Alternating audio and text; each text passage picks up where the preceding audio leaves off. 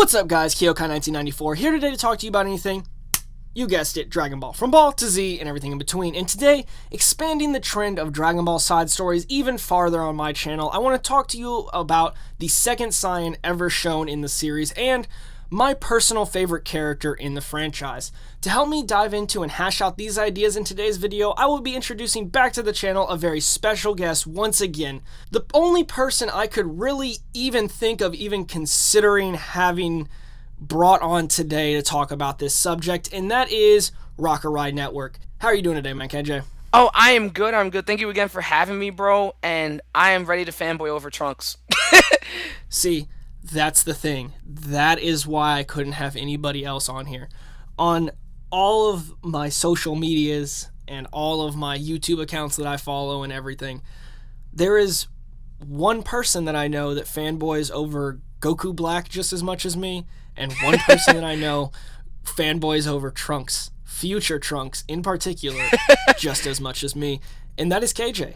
And that is why he's on here again. Not only is he one of my personally very good friends in life, Fact. but secondly, he loves these characters, and that is what I intend to do with these stories. I like to bring people on that like the character, that are going to really help me dive into these, because I can't do them alone. I have to do them with people. I need your guys' feedback so that I can give you my feedback and we can do all that. But if you guys haven't subscribed to Rakurai Network yet, I'm going to leave a link to KJ's channel in the description below so that you guys can get over there and hit his sub button as well.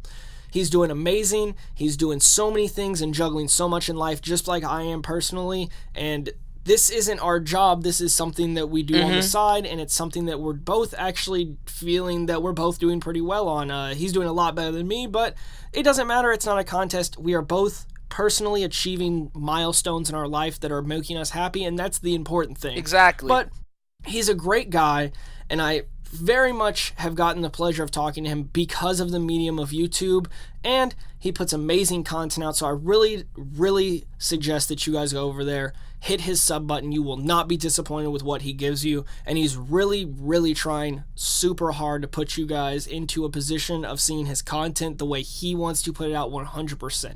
I know he's been hashing out a lot of little details, and just like myself, trying to find that rhythm and groove that we need, but today isn't about that. Today is talking about our boy, man. That's who I am ready to talk about.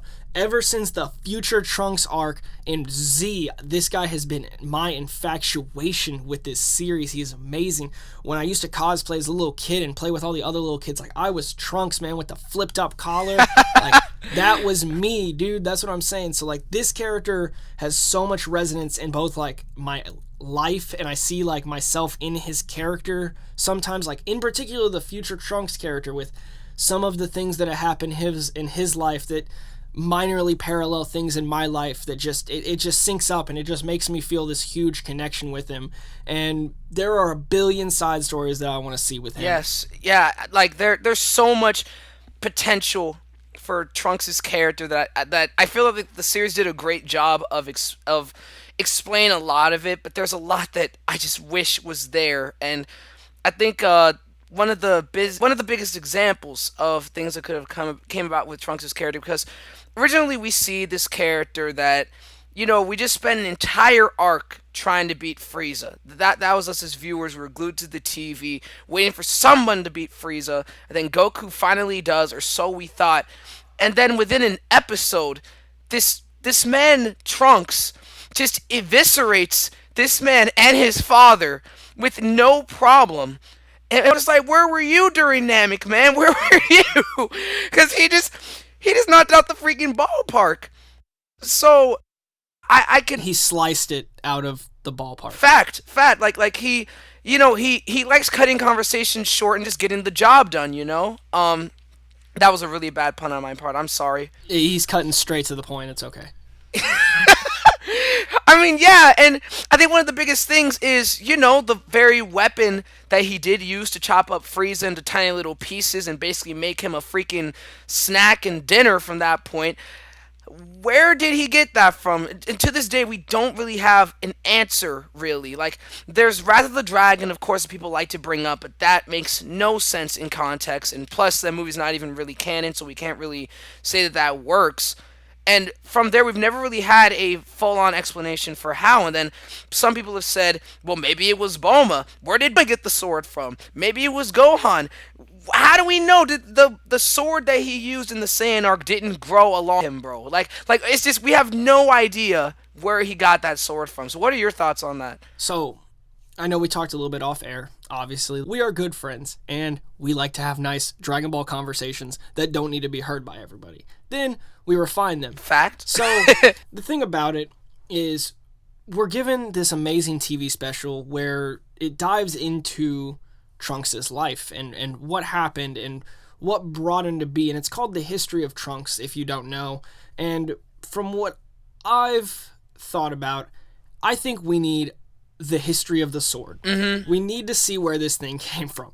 It's funny. Like, there's billion things you can say about, like, all of where the sword came from and how it connects to, Wrath of the Dragon, movie 13, and how that works and how it doesn't work. But that's not the important thing. We don't know where it came from. And just having, like, dude, you could have a 3-issue run of like 40 pages each, like 150 pages max, of just telling us like how the sword was forged, why it's so strong. I mean, it cut Frieza in half, and like, just because Trunks is powerful, just because he is great with his sword, doesn't mean the sword can cut through anything. You know what I mean? Like, we don't see what material it's actually made out of. Exactly. And that would be something that's interesting. Like, why is it so good? And then Yeah. further into Super, why does it break completely? You know what I mean? Like, Yeah. we see it snap in half, and then the whole, infuriating to everybody else, but except to me, because I think he deserved it, the Genki Blade in, the Super Saiyan Rage. It makes perfect sense to both of us, but that's for another video. Yeah, exactly. That's an argument that we've both had too many times on Twitter. But Seriously. just seeing where this sword came from, and possibly what the adventure that it was for him to get the sword, are just a good set of goals to be able to put behind a manga chapter, because you could really feed stuff into that. And Exactly. the best part with having a very simple theme is being able to broaden that theme over a horizon of different adventures. But leading from the history of the sword, I really, really would like to see there's a time gap, like plenty of other things in this series because of his time travel. There is a time gap that I really want to see between when Gohan was killed by the androids. We get to see the lovely 100% my favorite Super Saiyan transformation in the series.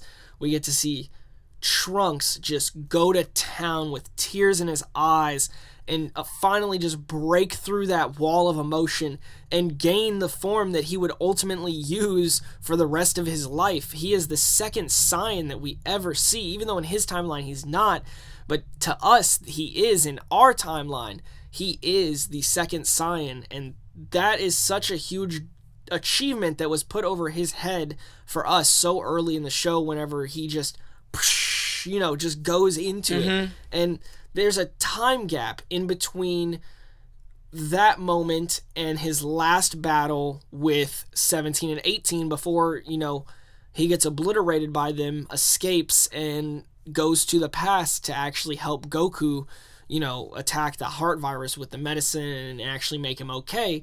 And that's something that I want to see. I want to see what happened in between there, because obviously he would have had plenty of run-ins with the androids, and he didn't die, but we don't know if he could have been badly hurt, and all the Zenkai boosts and the, techniques he could have learned and all of the fighting. That's where we can get a major chunk of his history that we need to round his character out. Yeah, for sure. Like that time skip, I think this is just a general thing. I think a lot of time skips in Dragon Ball are overlooked by a lot of fans concerned the possibilities that could have been there. I mean, for example, the time skip that comes, well, not time skip, but I guess until we saw Trunks again in Dragon Ball Super, Trunks from the end of the Cell arc up until the Future Trunks arc in Super, we don't know what happened to him really. And we'll get to that a little bit later, but there's a lot of story potential there. And when people ask, how did he get so strong and stuff like that, nobody can really,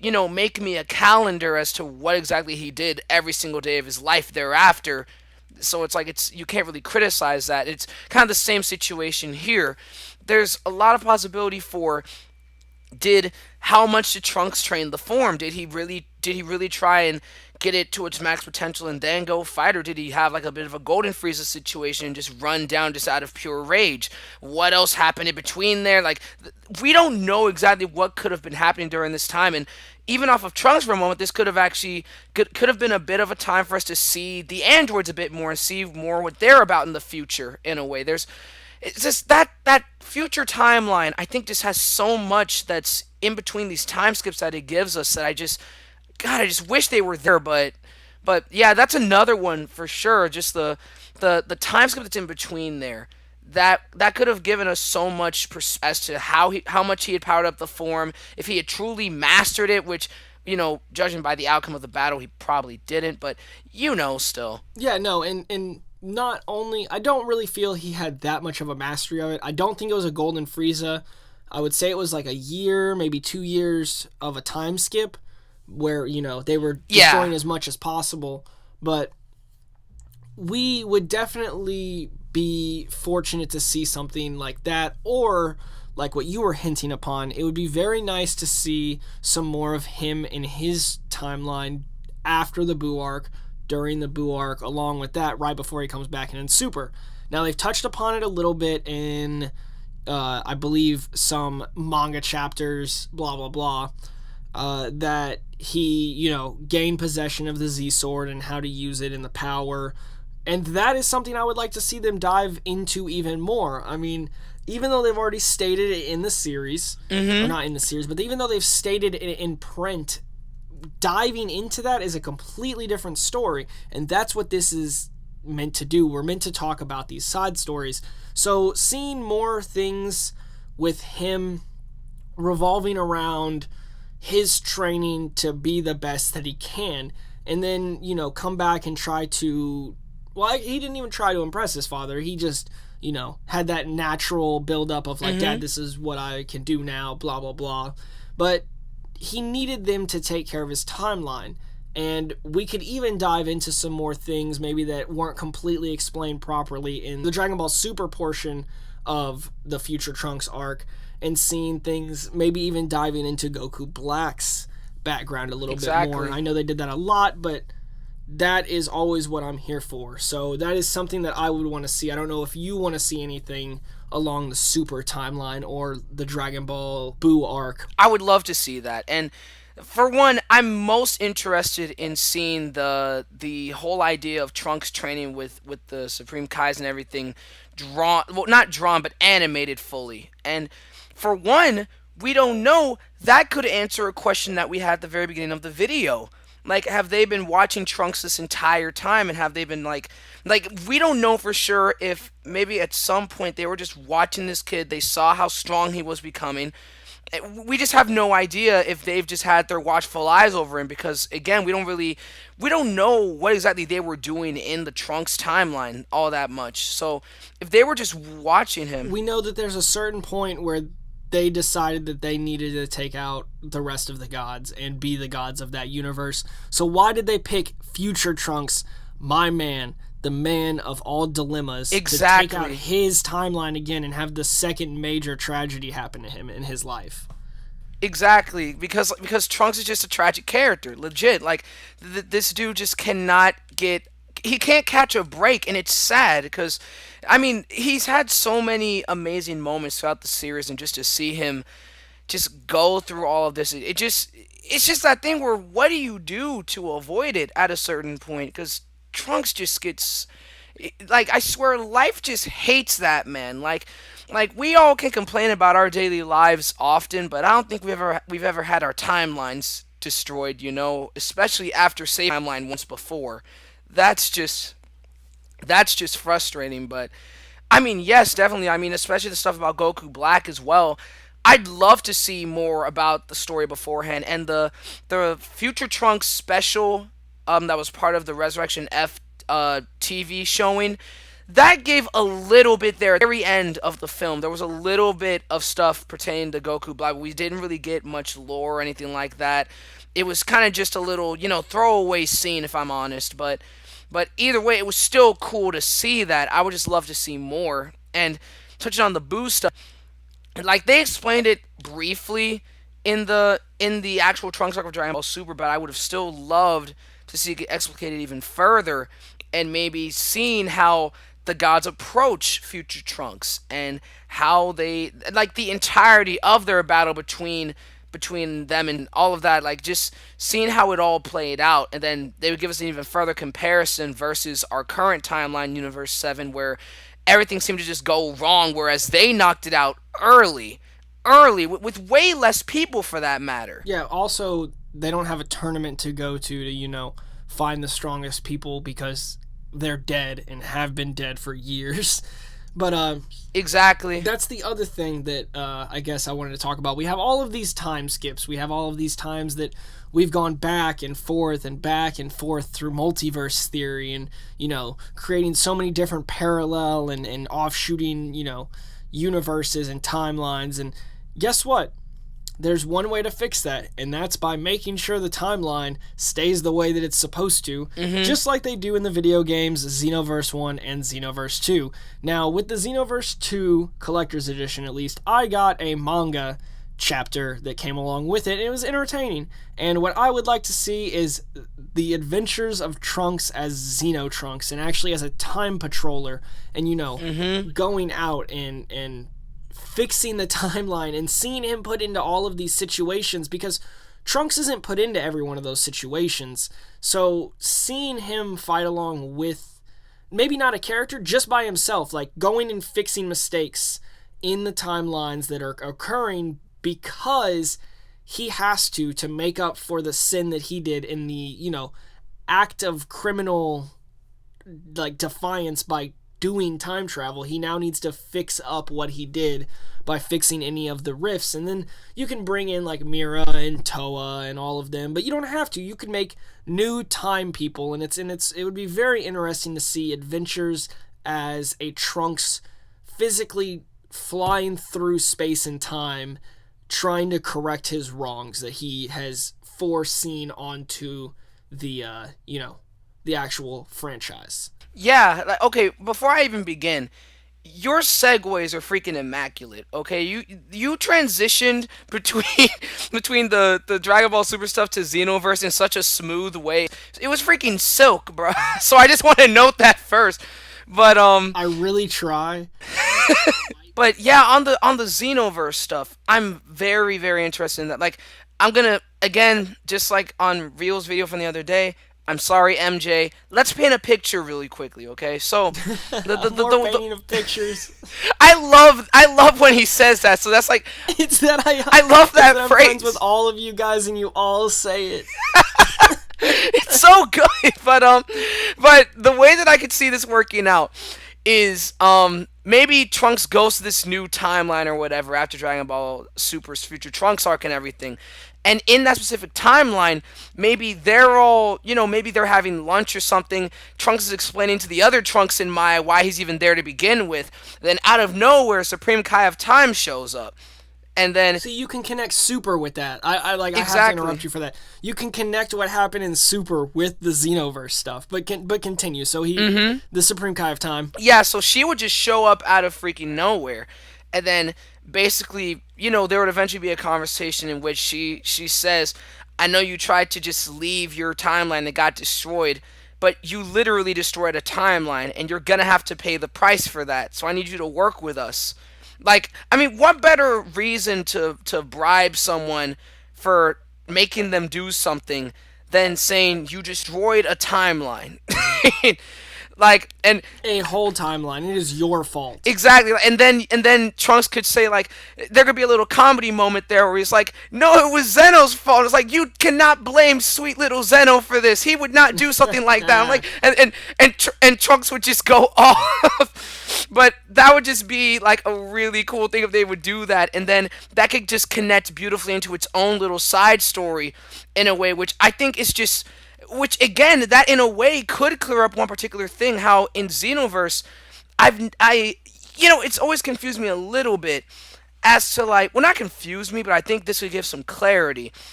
The whole fact that even though there's the Xeno Time Patroller Trunks, there's still the Trunks that's still in the main timeline that's still living out the same events as, they would be anyway.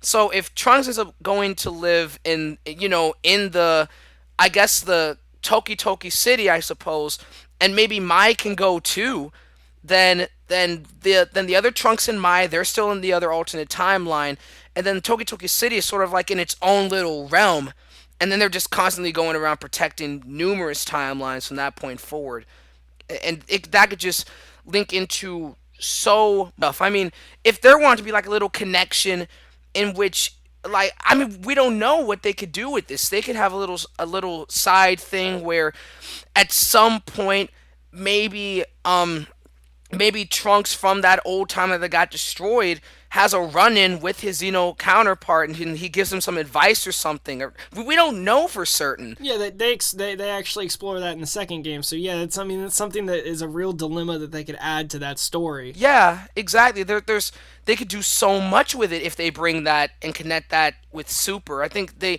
intertwining it with Super, and I know someone could do it way better than I could. I think I might actually just, for us, and I'll come back to it later on. I'll probably like write out an entire thing for how it could work later on, but yeah, like that's just me spitballing, but I see that being a pretty slick way of them doing that, and then that would fix the integral problem that people name of why would there be a timeline with two Trunkses now and two Mais now. That could fix all of that. No, yeah, and there's a billion things they could do with Xenoverse and time shifting, and it just extends the series forever. And that's what all of these side stories ultimately do.